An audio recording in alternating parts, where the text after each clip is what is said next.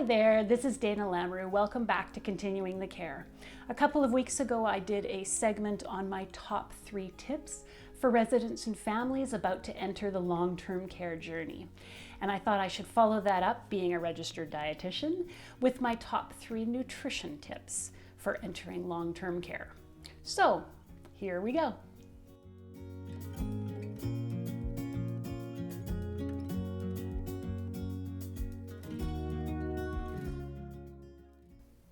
Tip number 1, if you or your loved one is about to enter long-term care and you have any specific nutrition concerns that you would like to discuss with a dietitian, do not wait for us to be in touch with you. Please reach out and let us know that you would like to talk.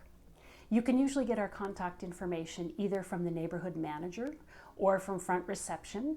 They should have our phone numbers and our emails so that we can connect quickly. Part of the initial assessment process is us connecting with you to make sure that we've got an accurate care plan. But if we know that there are things you want to talk with us about, we are much more likely to speed up that process and get in touch with you as soon as possible. Things that you might want to flag for us would be significant weight loss in recent months, changes in chewing and swallowing, allergies, intolerances, foods that perhaps cause constipation, diarrhea, or other bowel issues, anything that would affect the health and safety of your loved one or of you.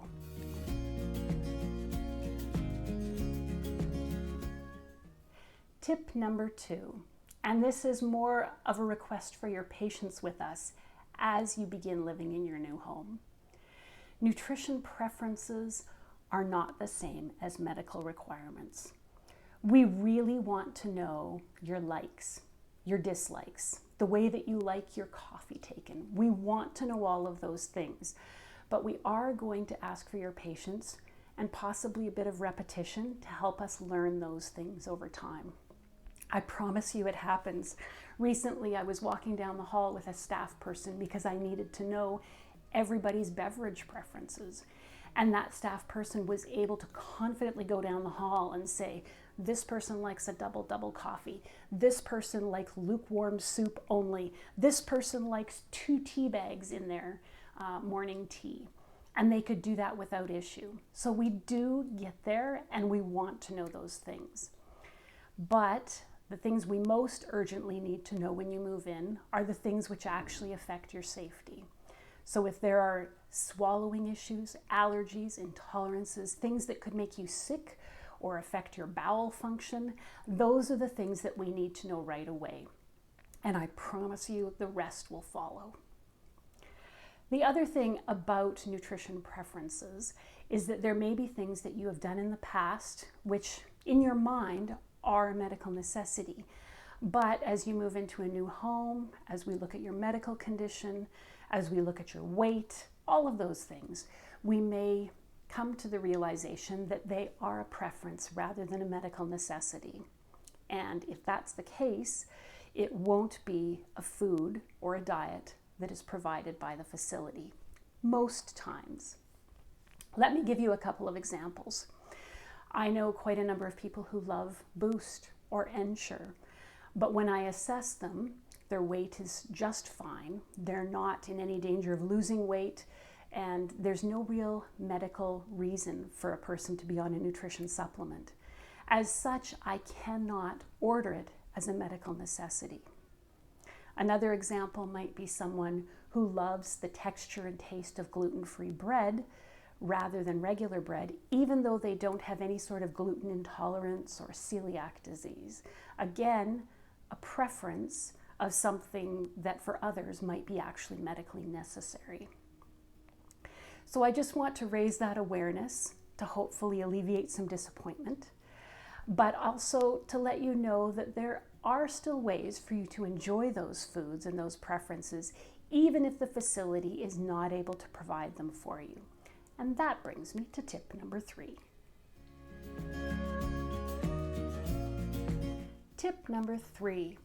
When you move into your new home, please make a point of becoming familiar with your facility's processes and procedures around bringing in takeout food, home-baked goods, and other foods not made in the facility.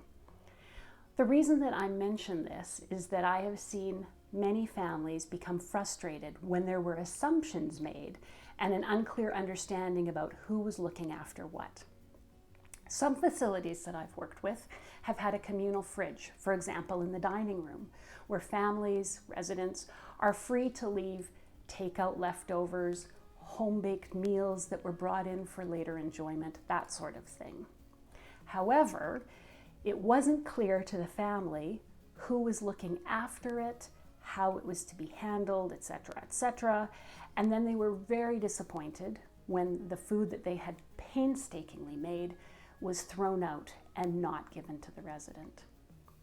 Likewise, some facilities allow mini fridges, mini bar type fridges in private rooms so that residents can enjoy food at their leisure. But sometimes families have been really disappointed because they have come in and there has been moldy food that they thought the facility would be monitoring and throwing out appropriately, but the facility policy was actually that families were to look after the food in personal fridges. So I would encourage you to clarify what needs to happen with those foods that come in. Do they need to be labeled with a resident's name and room number? Do they need to be dated so that staff are able to identify foods that need to be discarded? Are foods only to be kept in personal fridges? Are families the one who are in charge of actually monitoring those fridges, cleaning out those fridges, that sort of thing? So make sure that those understandings are really clear so that you are not being left with moldy, unsafe food, and that the food that I know you work so hard to bring in is able to be enjoyed safely by you or your loved one. So those are my top 3 nutrition tips for you or your loved one as you enter long-term care. I know there are more, and I know you have more. So if you can think of one, something that might help other families, feel free to write it in the comments below or send me an email, and perhaps we can make a sequel video to continue to give good nutrition tips for families as they begin their long-term care journey. Take good care.